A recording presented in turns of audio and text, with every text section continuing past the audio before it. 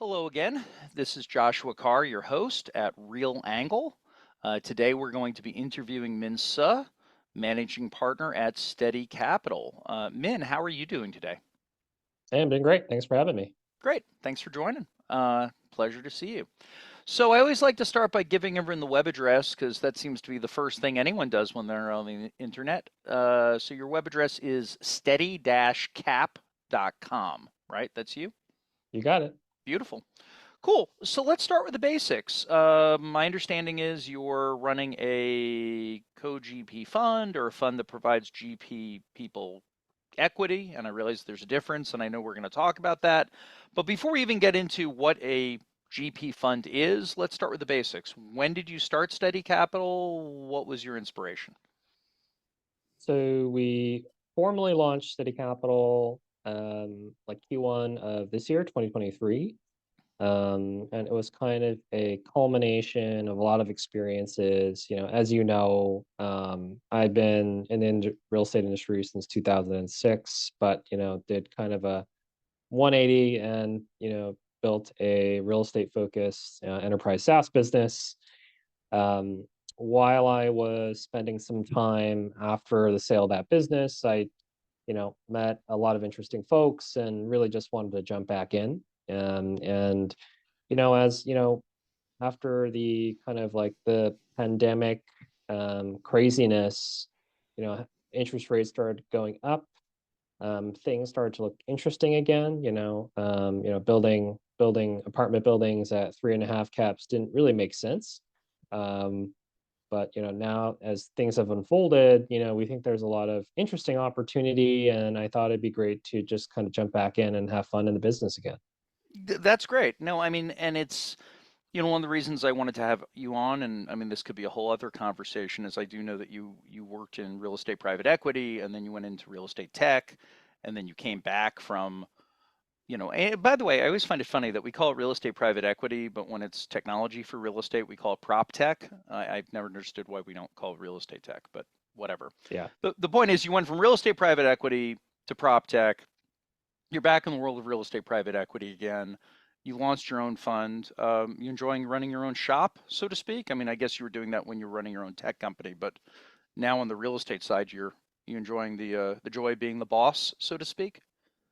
Well, I mean, it's certainly flexible compared to being at the desk and cheering rah rah rah. Let's all be in the office. Right. But yeah, it's got its pros and cons, but I'd have it no other way. I think it's just a lot more fun to run your own platform and grow and kind of nurture a team. I hear you. Currently, I hear you. currently a team of three, but we're growing. It's a team. It's more than one. It's not just you talking to yourself. So structure, you're a kind of classic closed-end fund, right? Yes, we're a really boring traditional registered private equity fund. Our fund size is not huge. It's 20 million. You got to start somewhere. It's fund Um, one. I mean, you start with fund one, so you can do fund two, right? I mean, that's right. And our intention is to grow this into a full-fledged institutional class private equity fund management platform. But you have to start somewhere. It takes time. sure. Rome wasn't built in a day. Maybe it was built in a couple of years, but Hey, early um, in my career, I was told that when the guys at Blackstone started, the two principals shared a desk. They had a single room and a desk which they shared. So I mean, we all start from somewhere, right? I mean, Jeff Bezos at Amazon started by having a door on legs that he built and called it a desk. So that's all. You're ahead of the game so far, as you said. You got three guys. You're building a team. So classic closed-end fund, which is great. You're in fundraising mode. I know that.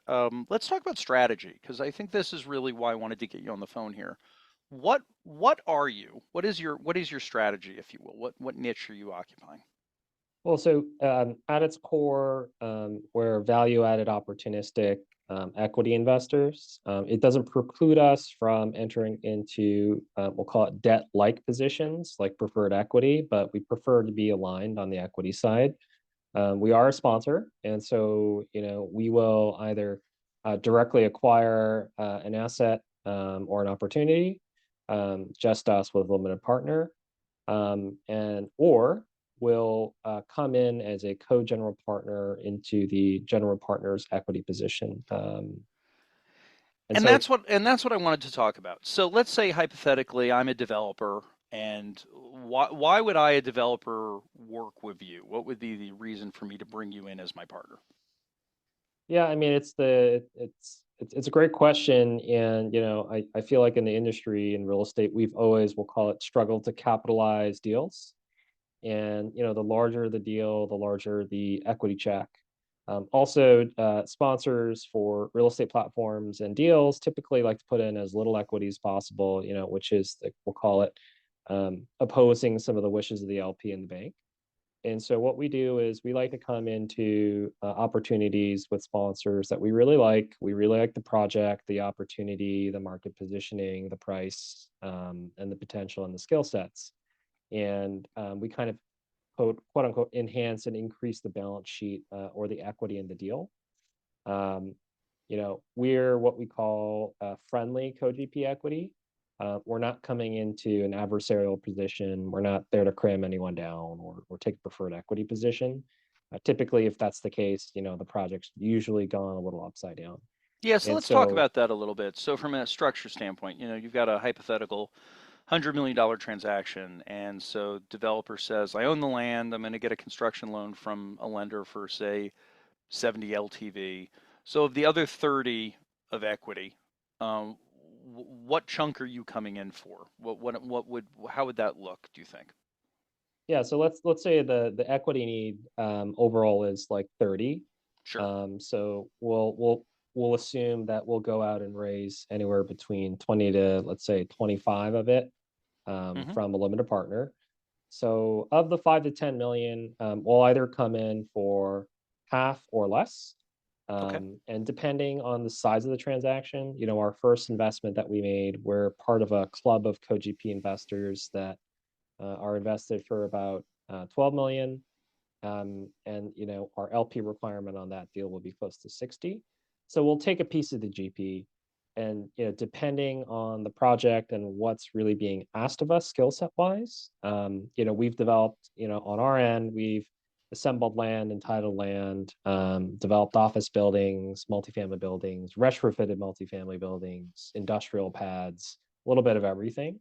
Right. And so, if the sponsor wants us to help, we're happy to help and be there to support that team. If the sponsor is just looking for, we'll call it extra fundraising help, absolutely, we'll be there, especially to bring in a limited partner. Everyone wins. We're aligned. We're on the same team. Right. And typically, the co-GP partnership, we'll call it, the material terms are actually quite simple because we're actually receiving carried interest from the limited partner.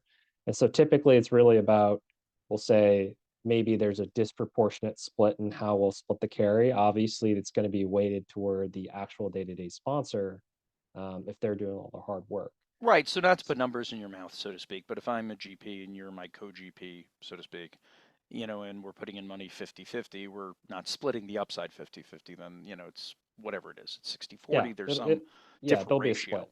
Sure, sure, Yeah, sure, sure. it, No, it's interesting. So you're sort of in that zone where, I always think of LPs as, they're the quiet money. They write a check, they don't show up to the job site, they call you every 3 months to say, send me a check, right? Whereas the classic developer is the day-to-day operator. He's out there every day. He's meeting the concrete truck at 5 in the morning. He's doing everything. You're in the middle zone there. You're helping. You're providing knowledge and expertise, but you're not day-to-day on the site, obviously, because that's not what you're doing. Yeah, it'll be more of, we'll add value. We'll sit in some strategic design charrette meetings. If there is, we'll call it some, I don't want to call it deficiency, but we'll call it, some weaknesses, or hands are really short on certain types of reporting, or we'll call it getting ready to go to market for certain purposes, whether it's financing, construction financing, or additional limited partner capital. As me, we've got a lot of skill sets, and so we can kind of help plug the gaps. As And you're sponsors are kind of, and you have a partner. I mean, Ian, you want to just tell everyone your partner's name? Ian. yeah, my partner Ian, he's had a 35-year career in the cap market space. You know, selling buildings, raising capital, Right. assembling land. He's like a prolific land guy. He's assembled and entitled a ton of land, in addition to leasing, tens of millions of square feet of industrial space. And so very different skill sets. We'll say I'm more of the, we'll call it the computation math, get everything buttoned up for the institutions guy. Ian is the, hey, let's go find deals, make it work, knock on doors. More of a brokerage background. Yeah, but that's Yeah, what makes a good partnership, right? I mean, you can't both bring exactly the same thing to the table. That's boring. So, yeah, yeah. that's exciting. That's interesting.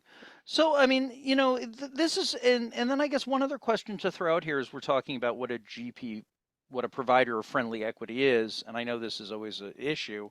When it comes to actually signing the construction loan, who's signing the construction loan? Who's giving the personal guarantees? Yeah, I mean, typically completion guarantee is going to have to be signed by the group. But if there's any like further credit enhancement or personal guarantees, our fund's not equipped to write letters of credit. Right. And so if it requires a personal guarantee, we're typically going to go to one of our co-GP partners that specifically has a product that kind of suits that. And so a good example, our first investment that we made in a 380 unit multifamily project in Miami, um, we're kind of in that configuration. We're not the balance sheet personal guarantee guarantor, but we are providing the equity capital. So we've clubbed together. So we've got a group of what we'll call like-minded co-GP investors and specific platform that focuses on this. And so we do look at a lot of deals together because it's familiar faces. We've all previously worked together. Um, and a lot of where this kind of original semi-institutionalized co-GP strategy comes from was from AECOM Capital when AECOM acquired Tishman Construction Realty. And that became a kind of sleeve strategy for AECOM, the publicly listed engineering firm. Uh, and Uh, so, this is a permutation of that, and co-GP strategies have generally become more popular, but they're not necessarily, we'll call it, part of the institutional tool set from major asset allocators yet. Just it hasn't evolved to that, we'll call it, level of seriousness.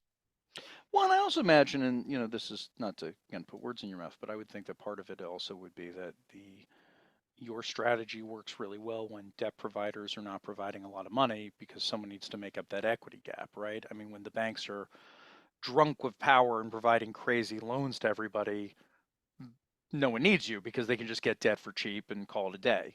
And which Yeah, it's a obviously, cyclical strategy. It's yeah. when times are tough and there's less liquidity in the market, absolutely co-GP kind of shines. Which is why we're not a pure co-GP fund. We're a sponsor that also can do co-GP. It helps us, we'll call it, create a lot of equity leverage, do bigger deals, get involved in more interesting things while scaling our team. Um, but when times are really good, at Ecom, I work with Acom. When times are really good and people don't need your money, our cost of capital is typically a little bit higher, right? We take a piece of the promote, and if the limited partner equity you know, community is there to invest in these kind of more risk on opportunities and there's more debt, the sponsor is going to say, well, I don't need your capital. We'd like to think that we're nice guys and, the sponsor would still keep us around. But that's, say la vie, right? That's capitalism. So No, and that's fine. I mean, having a cyclical strategy is fine. I mean, things come in phases and flavors, and then they go again. I mean, not that it's the same industry, but I often when I always like to look at other industries, and it's like, you look at, say, the film business. They'll make 5 zombie movies in a row, and then they won't make another zombie movie for 20 years. It's not. It works well at certain times, and then not so well at other times, and that's okay. We don't always have to do the same strategy year after year, so that makes yeah, a heck of a lot of sense. So, and like the most recent deal you did, why that one? Like, I'm sure you look at a bunch of transactions. What rings your bell, so to speak? What works for you? And also on the other side, what makes you just run for the hills? What are just like major red flags for you? this deal in Miami, it was, it might sound crowded because there's a couple of co-GPs in there, but there's two co-GPs in the driver's seat. And it's a great location. It's, in a hospital system, in the second largest hospital system in Miami. The land basis is very good. It was a limited partner, kind of discounted buyout. Okay. It was originally contemplated as a lab building, and was subsequently re-entitled as res. And so, just to talk numbers, in current interest rate environment, the Fed funds rate is 5.33. We kind of thought, like, listen, as long as we can be in the mid to high sixes in terms of a return on cost, untrended, if on a trended basis in 3 4 years when the project delivers we can be 7 8%, we'll take that spread trade. But the real reason we liked this deal was it was an institutional sized deal. It's just shy of about $200 million development budget, most of which is high rise construction costs. And the co-GP sponsor team is really strong. We've actually all worked together, so we kind of all know each other, and so it was kind of one of those easier deals to do, and to jump into. Uh, Got it. Yeah, you have the relationship, you have people you know, and then it just kind of goes yeah, from there. and Goes from and there. what makes me run from the hills? Yeah, what makes you run for the hills? I always like to ask. Um, I'd say that we've had a handful of conversations with some sponsors that haven't adjusted their, we'll call it, approach to doing deals. We'll call it pre-interest rate rise, Q1 2022, a year ago. Sure. And when I hear from the sponsor, yeah, I've got this development deal. It's what's the return on cost? It's five and a quarter. I just, I asked, like, hey, so how do you make money? Sure. Agency financing is 7%. Right. And they, they'll have an answer to the effect of, well, rent growth or interest rates will go back down. Well, Sure, which I've heard. Well, by the time we get out of the ground, interest rates will go back down, which is great, yeah, but that requires interest rates to go back down, which they have not. yeah. So, And as you know, real estate people aren't famous for being macroeconomists. So, and as you know, I have an economics background and I've done a lot of advisory work and I've built the models. And yeah, rates probably aren't going to go back down, not for a no, while. and that's fine. And again, and whether or not they do or don't, or your opinion is they will, and other people don't think so, and or you don't think they will, or other people do, either way, yeah, to go into a deal today just based on, well, by the time we get out of the ground, it'll go down, it could, but it's still kind Yeah. of hard to plan based on that, Yeah. It's especially. kind of back to fundamentals. Like if you have a Sure. pro forma and it shows negative leverage, and the reality is that you're going to lose money. It's first principles. You go show that to a partner, an LP or a bank, they're just going to laugh you out the door, or just, never respond to your emails ever again. Yeah, no, you have to start from basics, and I hear that. No, it's curious. So yeah, so let's talk about plans for the fund for the next year or two. I mean, you're in capital raising mode right now. How are you speaking of the economy? Just how are you finding capital raising right now? Well, obviously, Harder than you thought? Easier? What do you think? What are the well, conversations you're having? fundraising is always hard, especially for discretionary funds. And so we're a very traditional discretionary fund, a 10% pref with, a promote thereafter, a Sure. typical fund life, like very, very market rate, on all terms. We've done our first close, to invest in our first deal. Obviously, we're still fundraising and also looking for, we'll call it, strategic platform partners, that may have an interest in kind of aligning with us, either on a strategic joint venture basis or something a little bit more commingled in that sense. Of course, Ever have a vision that someday you could just get absorbed by some fund manager, rebrand yourself? You won't be steady capital anymore. You'll be, Deutsche Bank's in-house co-GP fund 5 or something like that. Is that well, is that a dream? No, it's not a dream. okay? Could it be part of the strategy? Absolutely. Okay. But I mean, the way we view it, externally is, we've got a group of people who have a ton of experience that, want to build a business, that want to build it the right way, want to grow it into an institutional platform, slow and steady, nothing crazy. And Right. then, we want to be able to look back and say, hey, this is our attribution.